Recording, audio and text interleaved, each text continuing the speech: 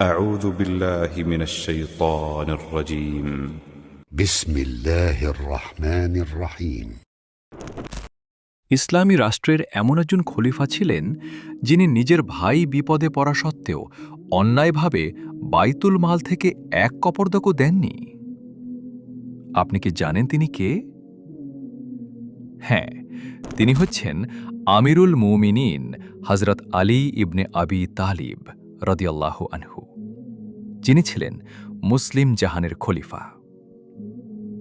ঘটনাটি এমন, একদিন তার ছোট ভাই আকিল হযরত আলী রাদিয়াল্লাহু আনহুর কাছে এসে বললেন, ভাই, আমার সংসার খুব অভাবে চলছে, আমাকে কিছু সাহায্য করুন।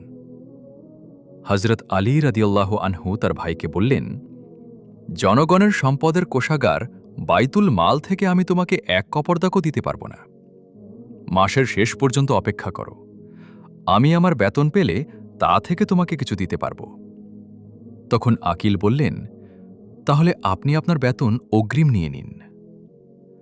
হযরত আলী রাদিয়াল্লাহু আনহু বললেন, আমার বেতন অন্য সকল কর্মকর্তার বেতনের সাথে একই সময় আসবে, অগ্রিম নেওয়ার কোনো অধিকার আমার নেই।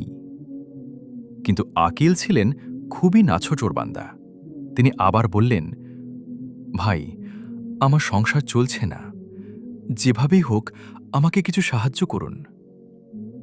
হযরত আলী রাদিয়াল্লাহু আনহু তখন বললেন, যদি এতই প্রয়োজন হয় তাহলে বাজারের কোনো দোকানের তালা ভেঙে যা লাগে নিয়ে যাও।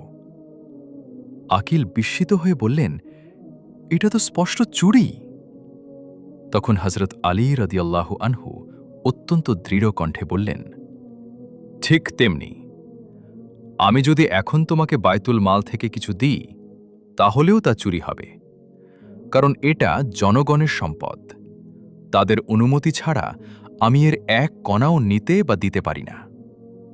এ সম্পদ আমার নয়, এটা উম্মাহর আমানত।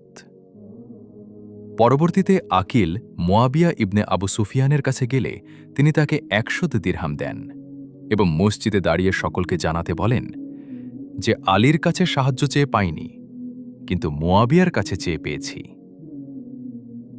তখনই আকিল সত্য উপলব্ধি করলেন। তিনি বুঝতে পারলেন, একজন সত্যিকারের নেতা সেই যিনি নিজের আত্মীয়ের জন্যও ন্যায়নীতি বিসর্জন দেন না। তিনি মসজিদে দাঁড়িয়ে বললেন, আমি আলী রাদিয়াল্লাহু আনহুর কাছে অন্যায়ভাবে সাহায্য চেয়েছিলাম, কিন্তু তিনি আল্লাহ ভীতিকে সবকিছুর উপরে অগ্রাধিকার দিয়েছেন। অন্যদিকে মুয়াবিয়ার কাছে সাহায্য চাইলে তিনি খোদা ভীতির পরিবর্তে আমাকে অগ্রাধিকার দিয়েছেন।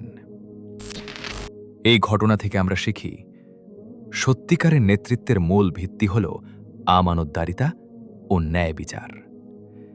নিজের পরিবার বা আত্মীয়ের জন্যও যদি অন্যায় হয় তাহলে তা কখনো গ্রহণযোগ্য নয়। হযরত আলী রাদিয়াল্লাহু আনহু আমাদের জন্য এক উজ্জ্বল আদর্শ রেখে গেছেন।